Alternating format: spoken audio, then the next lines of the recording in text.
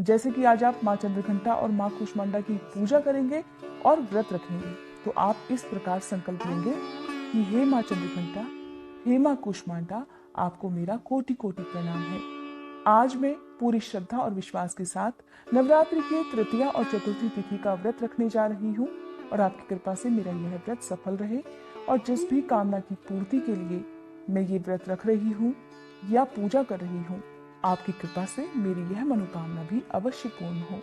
अगर इस व्रत में या पूजा पाठ करने में मुझसे जाने अनजाने में कोई भी गलती हुई हो तो मुझे अपनी संतान समझकर क्षमा कीजिएगा। इस प्रकार संकल्प के बाद आप अपने मंदिर में बैठकर पूजा की तैयारी प्रारंभ कर दीजिए। सबसे पहले मंदिर को साफ करके गंगा जल छिड़ककर आप पवित्र कर सकते हैं। गंगा जल नहीं है तो सादा जल भी आप छिड़क सकते हैं। सबसे पहले भगवान गणेश, माँ भगवती और माँ कूष्मांडा के साथ साथ माँ चंद्रघंटा का ध्यान करें। कलश स्थापना अगर आपने की है या अखंड ज्योत जलाकर रखी है तो आपको कलश की और अखंड ज्योत की भी पूजा करनी चाहिए।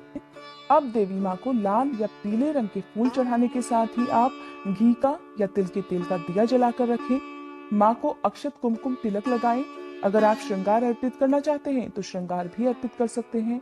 पान, सुपारी, इलायची जो भी आपके पास हो श्रद्धा पूर्वक अर्पित करें और इसके बाद ओम देवी चंद्रघंटाय नमः, ओम देवी कूष्मांडाय नमः इस मंत्र का जाप करके आप देवी माँ का ध्यान करें। फिर श्री दुर्गा सप्तशती के तीसरे, चौथे, पांचवें, छठे और सातवें अध्याय को पढ़ने के बाद दुर्गा चालीसा का भी पाठ किया जाता है। दुर्गा कवच का भी पाठ करना चाहिए और फिर व्रत की कथा भी सुननी चाहिए। अगर आप आज के दिन माँ चंद्रघंटा और माँ कूष्मांडा की पूजा कर रहे हैं तब आपको दोनों दिन की व्रत कथा एक ही दिन सुननी चाहिए। व्रत की कथा कहे और सुने बिना या दुर्गा सप्तशती का पाठ किए और सुने बिना नवरात्रि के व्रत पूर्ण नहीं माने जाते हैं, इसलिए आपको इन बातों का भी ध्यान रखना है।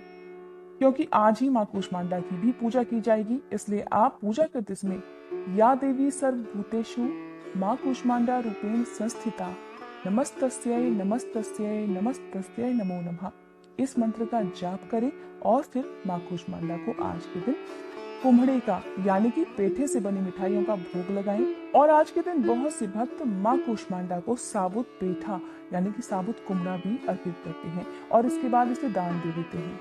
अगर आप ऐसा करना चाहें तो आप भी साबुत पेठा अर्पित करने के बाद इसे किसी को भी दान में दे सकते हैं। आप जो भी फल या भोग माँ को लगाते हैं उसे आप अपने परिवारजनों में जरूर बांटें। हो सके तो किसी कुंवारी कन्या को, जो छोटी कन्या होती है, उसे भी प्रसाद स्वरूप हर दिन जरूर दें और साथ में चढ़ाए गए फल आप खुद भी ग्रहण कर सकते हैं।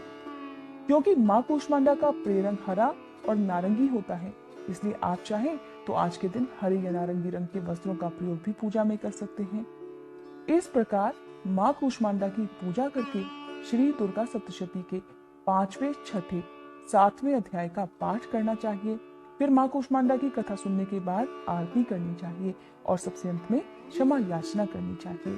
क्षमा याचना किस तरह से की जाती है इसके बारे में मैं वीडियो के आखिर में आपको बताऊंगी। अब क्योंकि नवरात्रि के हर वीडियो में मैंने आपको अज्ञारी करने के बारे में भी बताया है, इसलिए अगर आप व्रत नहीं भी कर रहे हैं तब भी आपको मिट्टी के एक बड़े दीपक में उपले का टुकड़ा तोड़कर जलाकर उसे रखना है और उसके ऊपर आपको घी में डुबोकर लौंग का एक जोड़ा और बताशा भी चढ़ाना चाहिए। ऐसा करने से माँ भगवती आपकी सभी गलतियों को क्षमा करती हैं और आपके घर में जो भी दुख है, जो भी संकट है, वो भी दूर हो जाता है। अज्ञारी हमेशा सुबह के समय ही करनी चाहिए तो बहुत अच्छा होता है। क्षमा याचना करने के बाद आप माता को प्रणाम करें और अपना व्रत प्रारंभ करें। इस प्रकार जो भी सच्चे मन से माँ भगवती के सभी 9 स्वरूपों की पूजा करता है और व्रत रखता है, माँ भगवती उनकी सदा सर्वदा रक्षा करती है और उनकी सभी मनोकामनाएं भी पूर्ण करती हैं। आप मेरे चैनल पर दुर्गा सप्तशती के सभी अध्यायों को भी सुन सकते हैं। अब मैं आपको बताती हूँ कि किन शब्दों में हर दिन आपको माँ से क्षमा याचना करनी चाहिए। हे परमेश्वरी, मेरे द्वारा रात दिन सहस्त्रों अपराध होते रहे हैं, अतः आप मुझे अपनी सेवक समझकर कृपा पूर्वक मेरे उन अपराधों को क्षमा करो। न तो मैं आह्वान करना ही जानती हूँ, न विसर्जन करना ही जानती हूँ और न पूजा ही करना जानती हूँ। हे परमेश्वरी, मुझे क्षमा करो। हे सुरेश्वरी, मैंने जो मंत्रहीन, क्रियाहीन और भक्तिहीन पूजन किया है वह सब आपकी दया से पूर्ण हो। सैकड़ों अपराध करके भी भक्त आपकी शरण में आकर केवल जगदम्ब कहकर ही मोक्ष को प्राप्त करते हैं। जिसे ब्रह्मादि देवगण भी पाने में असमर्थ होते हैं। हे जगदम्बिके, मैं अपराधी हूँ, किंतु आपकी शरण में आई हूँ, अतः इस समय मैं दया की पात्र हूँ। तुम जैसा चाहो वैसा करो। अज्ञानवश या बुद्धि भ्रम होने के कारण भूल से जो कुछ भी मैंने कम या अधिक कर दिया हो, हे देवी, हे परमेश्वरी, सब अपराध क्षमा करो और प्रसन्न हो। हे जगन्माता, हे कामेश्वरी, सच्चिदानंद स्वरूपिणी परमेश्वरी, आप प्रेम पूर्वक मेरी यह पूजा स्वीकार करो और मुझ पर प्रसन्न हो। आप गुप्त से भी गुप्त वस्तु की रक्षा करने वाली हो। आप मेरे किए हुए इस जप को ग्रहण करके मेरे सभी अपराधों को क्षमा करो। हे देवी, हे महेश्वरी, आपकी कृपा से मुझे सिद्धि की प्राप्ति हो। अगर आज की ये वीडियो आपको पसंद आई हो तो वीडियो को लाइक करके कमेंट बॉक्स में जय माता दी लिखने के साथ साथ मेरे चैनल को सब्सक्राइब करना मत भूलिएगा।